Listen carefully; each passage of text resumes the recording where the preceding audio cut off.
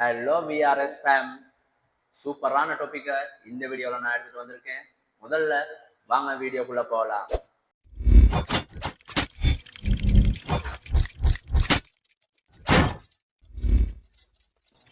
தாய் தமிழ் உறவுகளுக்கு அன்பு வணக்கங்களுடன் நான் உங்கள் விமல். நம்ம வீடியோவை தொடர்ந்து பார்க்கணும்னு யோசிச்சிங்கன்னா சப்ஸ்கிரைப் பண்ணுங்கள், பெல் ஐக்கானை கிளிக் பண்ணுங்கள், அதோட மறக்காமல் லைக் கமெண்ட்ஸை போட்டுகிட்டே போங்க. துடுப்பு போன்ற இறக்கைகளை வச்சுக்கிட்டு கடல்ல நீந்தக்கூடிய பென்குயின் இனத்தை பத்தி தான் இன்னைக்கு நம்ம இந்த வீடியோல பார்க்க போறோம். இந்த பென்குயின்கள் பாதி வாழ்க்கைய கடல்லையும் மீதி வாழ்க்கைய நிலத்திலையும் வாழ்றது. இது மட்டும்தான் தண்ணியில வாழ்ற பறக்காத ஒரு பறவை இனமா கருதப்படுது. இந்த பென்குயின்கள் பொதுவா பனிப்பாடினும் அழைக்கப்படுது. இன்னும் சூப்பரான விஷயங்களை தெரிஞ்சுக்கணும்னா இந்த வீடியோவை தொடர்ந்து பார்த்துட்டே இருங்க. இந்த பென்குயின்கள் பொதுவா எல்லாரையும் கவர்றதுக்கான காரணம் அதனோட வாழ்விடமும் இந்த கூட்டு வாழ்க்கை முறையும் தான். பொதுவா இந்த பென்குயின்கள் பாதி வாழ்க்கைய கடல்லையும் மீதி வாழ்க்கைய நிலத்திலையும் கழிக்கிறதால இது கடல் சார்ந்த பறவைன்னு அழைக்கப்படுது. ரெக்கா இருந்தாலும் பறக்க முடியாதுதான், ஆனா இதனோட மாறுபட்ட தோற்றம் எல்லாரையுமே கவர வைக்குது. இவ்வளவு அழகான பென்குயின்கள் தெற்கு அரைக்கோணத்துல வாழுது. பொதுவா இந்த பென்குயின்கள் அண்டார்டிகாவில் மட்டும் வாழ்றதால இது குளிர்காலத்துல மட்டும்தான் வாழுங்கிறது ஒரு பொய்யான கருத்து. இந்த பென்குயின்கள் பூமியின் மத்திய ரேகை வெப்ப மண்டலங்கள்லையும் வாழுது.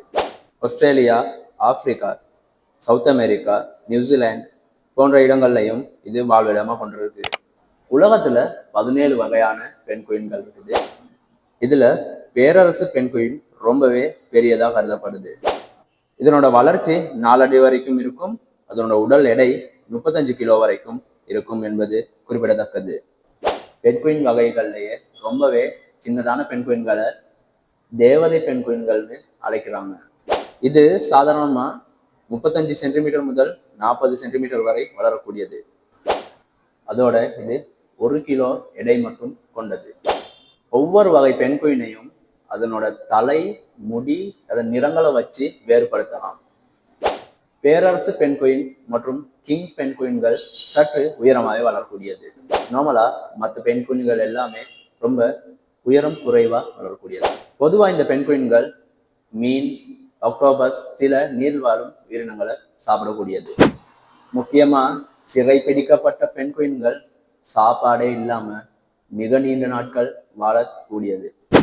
மேலும் இந்த பென்குயின்கள் கடல் நீரை மட்டும் குடிக்கிறதால இதுக்கு வேறு எந்த விதமான பாதிப்புகளும் வராது.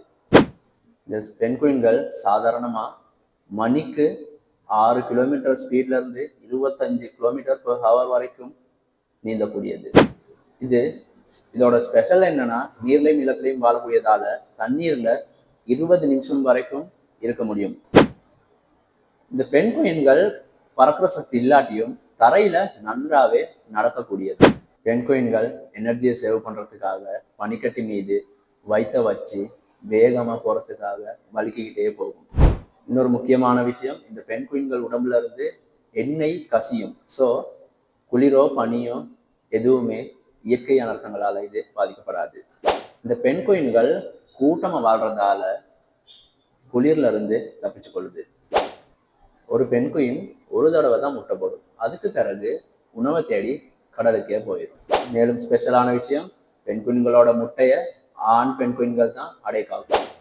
9 வாரங்களுக்கு பிறகு இந்த முட்டையில இருந்து குஞ்சு வெளிவரும். இந்த குஞ்சு வெளிவர வரைக்கும் ஆண் பென்குயின் சாப்பாடே இல்லாம அடை காக்கும். அதால சற்று உடல் எடை குறைஞ்சி இருக்கும் இந்த ஆண் பென்குயின்கள். பேரரசு பென்குயின்களோட வயிற்றுப்பகுதி வெள்ளையாகவும் முதுகு பகுதி கருப்பாகவும் இருக்கும். கழுத்து, தலை, அடிப்பகுதியில மஞ்சள் நிறங்கள் காணப்படும். இந்த பென்குயின்கள் சுமார் 20 வருஷங்கள் வாழக்கூடியது.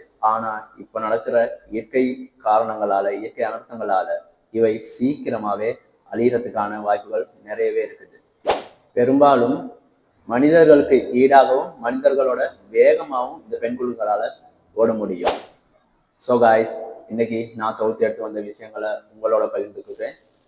தொடர்ந்து நம்ம வீடியோஸை பார்க்கணும்னா சப்ஸ்கிரைப் பண்ணுங்க, பெல் ஐக்கானை கிளிக் பண்ணி வச்சுக்கோங்க. தொடர்ந்து நம்ம வீடியோஸ் உங்களுக்கு சஜஷன் வரும். அதோட மறக்காம லைக், கமெண்ட், ஷேர் பண்ணிவிடுங்க. தொடர்ந்து நம்ம வீடியோவோட இணைஞ்சிருங்க. மீண்டும் இன்னொரு வீடியோவில் சந்திக்கும் வரை உங்களிடமிருந்து விடைபெறும் நான் உங்கள் விமல். நன்றி, வணக்கம்.